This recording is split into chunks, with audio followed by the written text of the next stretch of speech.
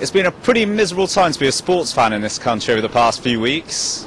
Football, Formula One, rugby has all ended in failure. However, it's not all doom and gloom.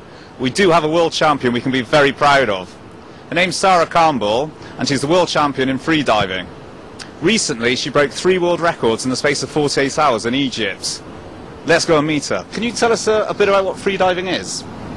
Yeah, freediving is breath hold diving, and there's various competitive disciplines. There's 6 competitive disciplines, but also people just do it for fun.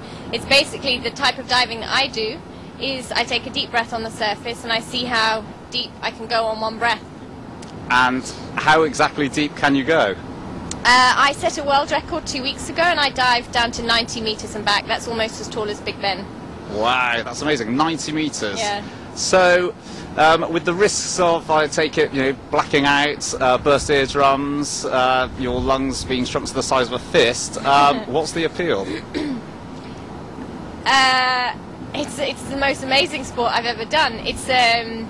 I'm a yoga teacher, and for me, you really need to have incredible mental focus when you're doing freediving. So it's a combination of that meditation and mental focus with a physical sport, all at the same time. And I love being in the water. I always have done my whole life. So it kind of combines all of the things that I love doing, and I just feel so happy when I'm in the water. Even when I'm having a bad dive, I'll always come to the surface and laugh. Right. You know, because even if things go wrong, I'm learning and I'm just having a great time. Well, I was going to say, how did you first discover you had this talent? Because I can't imagine the chilly waters of the UK being that enticing. No. I actually live in Egypt on the Red Sea, so I have just the best environment in the world right on my doorstep. But I think actually my interest in freediving, even though I didn't know there was a sport called freediving, started probably years before. I can remember, seeing how long I could swim underwater in the swimming pool, or when I went on holiday to Greece. And people were always going, my God, how do you do that? You'd have these big strapping men diving in and trying to swim. They'd probably get a third of the distance that I went. Yes, and, their egos were very dented, and I found it very amusing. And then, so I discovered it really as a sport when I moved to Egypt. Well, it's funny you should mention that, because before I came here today, I was having my weekly bath, and I managed to hold my breath underwater for 92 seconds. What's that in comparison to how long you can hold yours? Well, firstly I would say, please don't hold your breath in the bath. Right, okay. Because there is a danger that you will black out, and if you don't have anybody there to pull you out again, it's not a good... I did start to hyperventilate, so yeah. But in terms of what I've managed to do, I haven't really trained what we call static breath hold, which is just lying face down in water. But I've done 5 minutes 4 seconds so far. I've got to start training it now because the World Championships next year will be including static in the competition. So I haven't actually trained it. So 5 minutes 4 seconds. So I take it that takes about half to get down as far as you go, and the other half to come back up again. No, that 5 minute 4 seconds is just lying without moving, so right. I'm not expending any oxygen. Okay. Which means that static breath holds are always longer than you would do a deep dive. Sure. My longest deep dive was 3 minutes 46. Okay. And in terms of the split there, it was about 1 minute 40 down to the bottom, and then the rest is coming up. So quite a long time to come up. My word. I mean, the pressure on your lungs, it's about 10 times as much as it is on the surface. Is that right? Yeah. The body is an incredible thing, and this is what I find really fascinating about freediving. There's a thing called the mammalian dive reflex, which we have in common with seals and dolphins.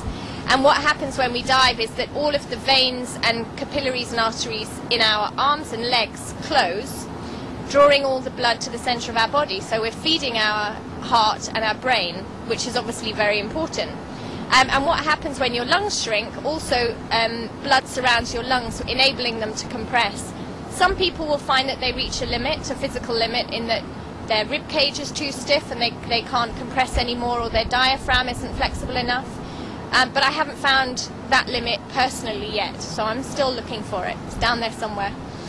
Well, actually, it's a question I was going to ask later. Is there a worry, though, that you might... you've broken 3 world records. Yeah. And you're going to just keep pushing yourself. I don't want to sound morbid when I say this, but you're going to keep pushing yourself until, you push yourself too far. Well, I'm curious. It's in my nature to find out, and you know, this is my body. I'm not tall. I'm under 5 foot, so I'm actually the world's smallest freediver as well, wow. Which people are also finding fascinating.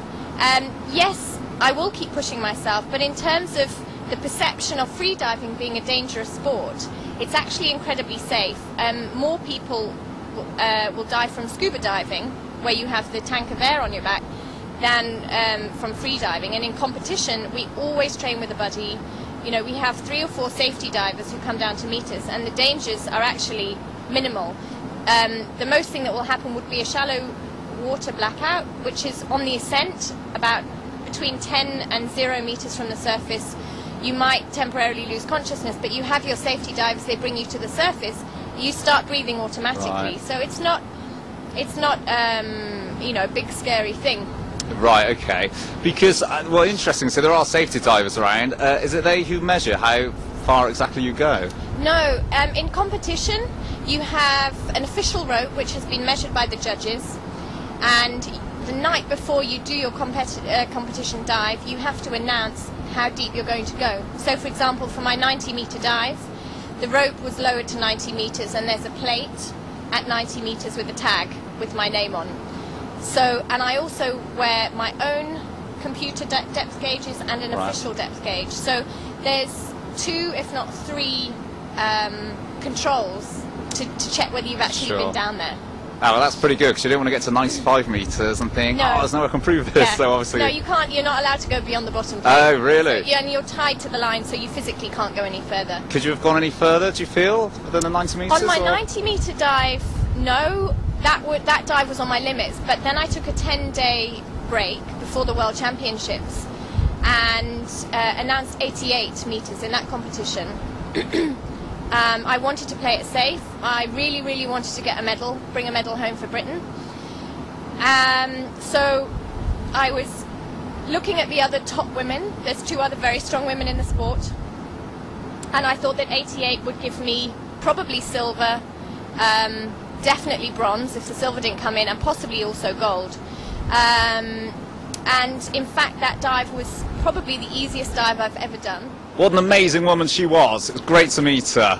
This has been Stuart Reed reporting for Newspepper.com on a windy rooftop in Soho.